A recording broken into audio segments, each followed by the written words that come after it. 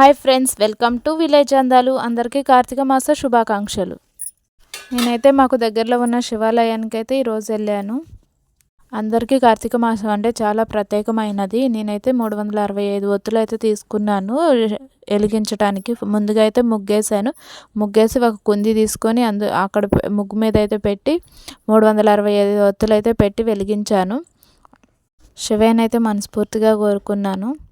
దీపం అయితే పెట్టాను. ప్రతి ఒక్క ఇంటిలో అయితే ఇప్పుడు కార్తీక మాసం కదా, అందరి ఇంట్లలో దీపాలతో కలకల వెలిగిపోతూ ఉంటుంది. మనసులో ఎంత భయం ఉన్నా, ఎంత కంగారు ఉన్నా మనమైతే టెంపుల్కి వెళ్తే చాలా అంటే చాలా ఫ్రీగా అనిపిస్తుంది. ఒక ఉసిరికాయ తీసుకున్నాను, 300 ఒత్తులు అయితే తీసుకొని వెలిగించాను. లైఫ్లో మొత్తం హ్యాపీనెస్ ఉండాలని శివుని అయితే మనస్ఫూర్తిగా కోరుకుంటున్నాను. నేను పూజ కూడా మంచిగా జరిగింది. కార్తీక మాసంలో ఏ దీపం వెలిగించినా కానీ మనకైతే శివపార్వతుల ఆశీస్సులు దొరుకుతాయని మనస్ఫూర్తిగా కోరుకుంటున్నాము. ఈ కార్తీక మాసంలో అయితే 360 ఒత్తులు దేవాలయానికి వెళ్ళి వెలిగిస్తే చాలా మంచిదని నాకు తెలిసి నేనైతే వెళ్ళి వెలిగించాను. ఈ 360 ఒత్తులు వెలిగిస్తే చాలా చాలా మంచిది, మనం అనుకున్న కోరికలు నెరవేరుతాయని పెద్దవాళ్ళు అయితే చెప్తూ ఉంటారు.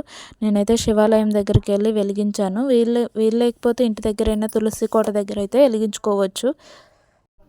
365 ఒత్తులు ఒకటేసారి వెలిగిస్తే సరిపోతుంది, ఎప్పుడైనా వెలిగించుకోవచ్చా అని డౌట్ వస్తుంది కదా మనకి. గుడికి వెళ్ళిన ప్రతిసారి వెలిగించాలన్న డౌట్ అయితే అందరికీ ఉంటుంది కదా.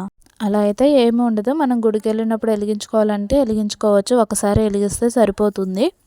ఈ కార్తీక మాసంలో ఒక్కసారి అయితే టెంపుల్కి వెళ్ళి మనం 365 ఒత్తులు తీసుకొని దీపం అయితే పెడితే 300 ఈ సంవత్సరం అంతా మనకి సరిపోతుంది. హ్యాపీ కార్తీక మాస శుభాకాంక్షలు అందరికీ.